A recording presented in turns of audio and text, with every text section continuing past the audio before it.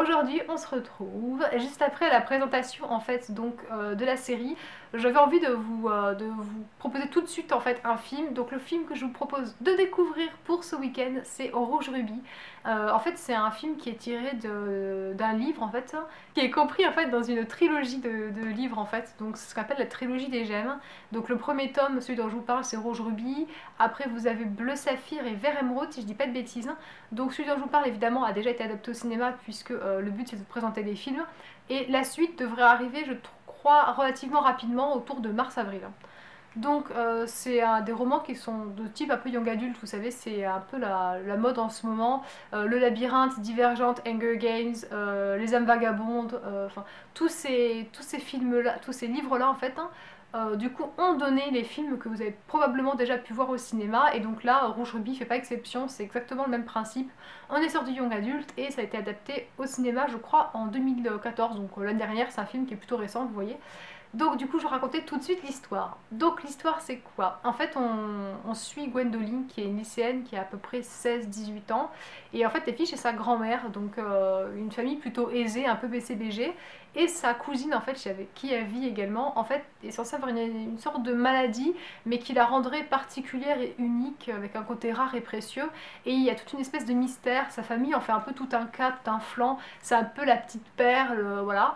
Et donc du coup, Gwendoline à côté, c'est un peu le vilain petit canard. Et à côté de ça, elle et sa mère, en fait, décident de se tenir un peu à l'écart de toute cette espèce d'agitation, d'effervescence autour. Puis même une espèce de cocon, on prend la cousine avec des pincettes et tout ça. Donc du coup, elle est vraiment assise à l'écart de ça. Et elle va se tenir à l'écart jusqu'au jour, en fait, où Gwendoline, alors qu'elle sort de chez elle, elle va se retrouver complètement projetée en 1900 et elle comprend pas ce qui lui arrive. Elle sait pas. D'ailleurs, c'est même pas forcément qu'elle est en 1900, enfin je veux dire, elle est vraiment paumée. Et après, elle retourne dans le présent, alléluia, déjà elle est très contente. Et voilà, donc elle se demande ce qui lui est arrivé, elle se demande si elle n'est pas en train de devenir folle tout simplement. Donc elle en parle à sa meilleure amie, elles font des recherches, elle se pose des questions, et en fait elle va voyager à nouveau une deuxième fois dans le temps. Et du coup ça va commencer à devenir grave parce qu'en fait elle était sur un pont et elle sentait qu'elle se sentait pas bien, elle avait peur que ça recommence. D'autant plus que ce pont n'existait pas en fait à l'époque, parce que forcément il n'a pas été construit, donc elle pouvait se retrouver directement dans la flotte, donc ça peut être un peu dangereux. Donc du coup elle en parle à sa mère. Et du coup suite à ça il va se retrouver en fait un petit peu prise dans un mélange de. Enfin, dans une avalanche en fait d'événements. C'est un peu comme un jeu de domino en fait. Elle a poussé le premier domino et puis il y a tout qui va commencer à tomber en fait. Tous les dominos vont s'enchaîner. Elle va faire de révélation en révélation. Elle va apprendre des choses sur elle, sur qui elle est. Elle va rencontrer un garçon qui du coup est comme elle en fait, a cette faculté de voyager dans le temps. Ils vont être amenés à se poser des questions. Ils vont également découvrir des. Enfin, je pense que c'est vraiment un film qui peut vous plaire si vous aimez Harry Potter, si vous aimez l'univers un peu. Enfin, les univers où il y a des prophéties, où on apprend des choses sur le passé, on découvre un peu qui on est, il y a des principes, des secrets, il y a des tourments, il y a des révélations, il y a des retournements de situation.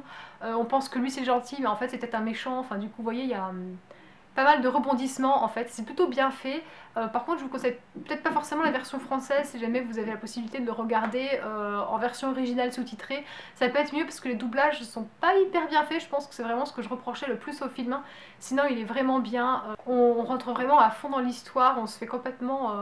voilà, on s'attache au personnage, voilà. Et du coup moi j'ai vraiment hâte de voir la suite. Donc voilà, je vous propose du coup de découvrir ce film là pour ce week-end. Je vous en dis pas plus parce que j'ai peur après, enfin ce qui est intéressant dans ce film c'est justement de découvrir parce que c'est des secrets et des révélations etc.